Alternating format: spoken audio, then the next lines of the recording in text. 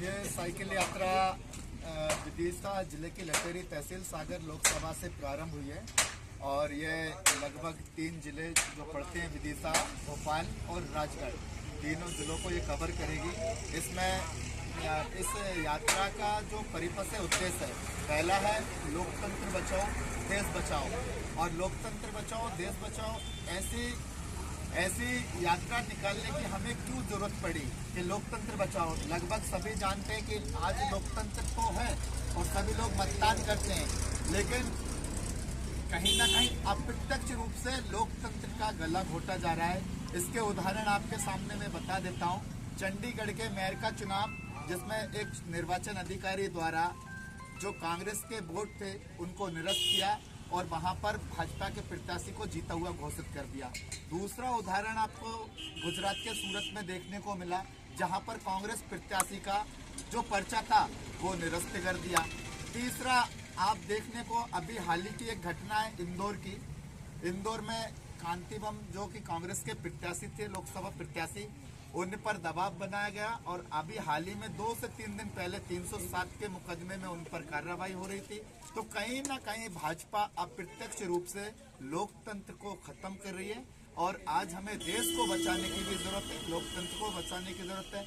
और राजगढ़ जो लोकसभा क्षेत्र के मतदाता भाई हैं, उनको बता देना चाहता हूं कि यहाँ आप लगातार 10 सालों से भाजपा के ऐसे प्रत्याशी को जिताते आ रहे हैं जो कि आपके क्षेत्र का होते हुए आप उसे पहचानते नहीं कि रोडमन नागर जी कैसे दिखते हैं। वो लगातार इस क्षेत्र की उपेक्षा कर रहे हैं।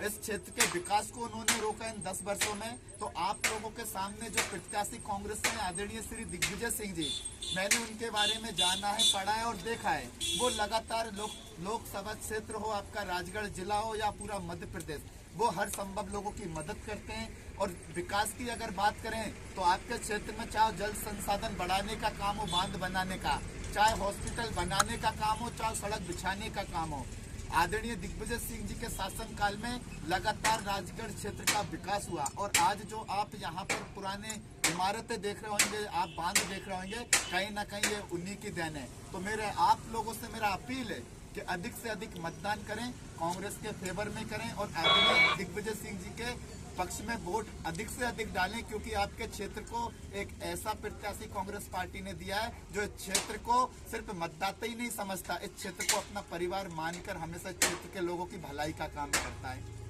बीजेपी का कहना है 400 पार, तो वो लगातार इस तरह के भाषण देना या इस तरह के स्लोगन चलाना, और ये कॉन्फिडेंस कहाँ से आता है। मेरा तो भाजपा के लोगों से प्रश्न है कि आपको कैसे पता होता है कि आप पिछली बार बोलते 300 पार तो 300 पार, इस बार बोलते 400 पार तो 400 पार।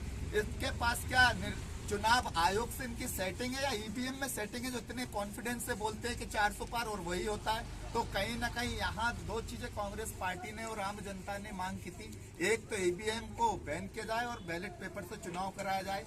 तो भाजपा सरकार और ये जो चुनाव आयोग है इस बात को सुनने तैयार नहीं है। तो ये 400 पार का जो नारा है वो इस बार तो मैं कह रहा हूँ कि 100 पार हो जाए तो बड़ी बात है। भाजपा जिले की जनता से मैंने बताया है कि इस क्षेत्र को कांग्रेस पार्टी ने एक ऐसा प्रत्याशी दिया है जो इस क्षेत्र की जनता को जनता ना समझकर इस क्षेत्र की जनता को अपना परिवार मानता हो। ऐसे प्रत्याशी को जिताएं आप, ताकि आपके क्षेत्र का जो 10 सालों का विकास रुका हुआ है वो कहीं ना कहीं विकास हो सके। इस क्षेत्र में बड़े हॉस्पिटल बन सकें, अच्छी सड़कें हो सकें, पानी जल संसाधन बढ़ सकें। और कहीं ना कहीं आदरणीय दिग्विजय सिंह के शासनकाल में एक बेरोजगारी मिटाने के लिए उन्होंने जिला स्तर पर भर्ती करते थे। आपको पता होगा जिला स्तर, ब्लॉक स्तर पर जो चतुर्थ श्रेणी और तृतीय श्रेणी के पद होते हैं, शिक्षा कर्मी हो, आंगनबाड़ी कार्यकर्ता हो, हजारों भर्तियां उन्होंने इस प्रदेश को दी हैं।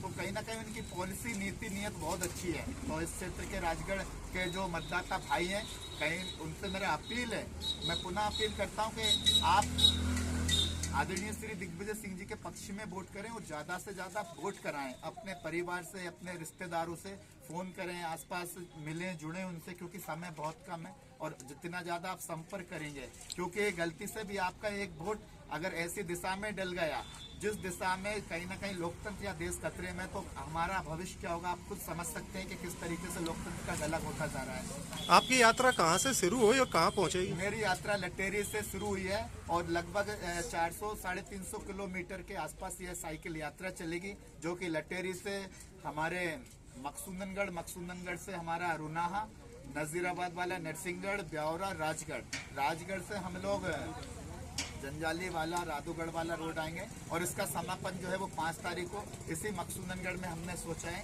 इसी मकसूदनगढ़ में 5 तारीख को समापन करें। और इस 5 तारीख को बाद फिर चुनाव और प्रचार या आपके आचार संहिता जो है वो लग जाएगी, तो कोई कहीं कुछ कर भी नहीं पाएगा। तो ये एक हमारे पास एक अच्छा मौका है कि आदरणीय दिग्विजय सिंह जी को जिताएं और राहुल गांधी जी के हाथों को मजबूत करें।